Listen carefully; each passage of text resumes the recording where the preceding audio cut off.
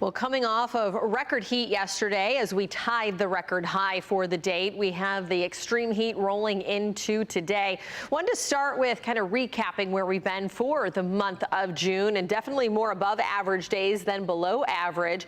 And it was a fairly seasonal start as we got into the second week of the month, but we have had 3 days in a row now of 90-degree temperatures, likely making today the fourth day. We would average 13 in a year, and so definitely getting a start on that with a stretch of 4 days in a row. We call that a heat wave. High temperatures today, like I said, back into the 90s, low to mid 90s across the heart of the metro area, but with heat indices forecasted anywhere from about 95 to closer to 105, we do have extreme heat alerts that remain in effect. And so for Sanilac County into the thumb, those have expired earlier. That's due to increased cloud cover with an approaching front that could bring some rain chances. So you start to see that relief to the north before pushing south.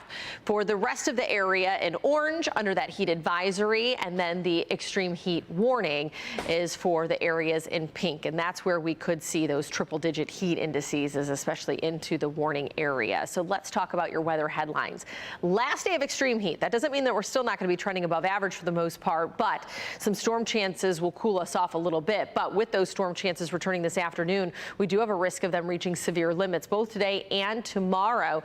And this is starting an off and on kind of scattered storm pattern throughout the rest of the week. So this afternoon is going to be hot and humid. We top out around 93. After 2 p.m., we see an increased chance for rain. I think a better shot at it across the metro area after 4 o'clock and well into the evening. So marginal level 1 risk for severe weather drapes almost the entire lower peninsula, but all of southeastern Michigan.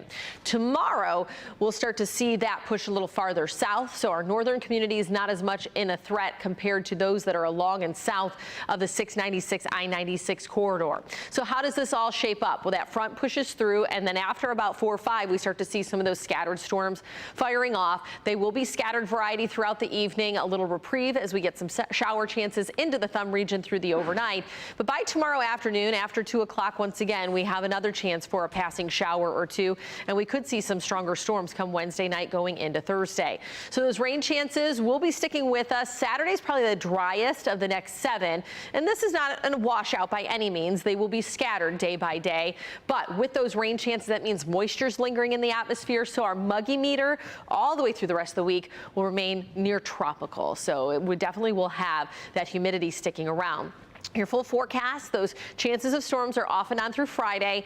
We will drop to the low 80s tomorrow, which is the coolest day of the next 7, because then we're back in the mid to upper 80s, and we take those temperatures into the upcoming weekend.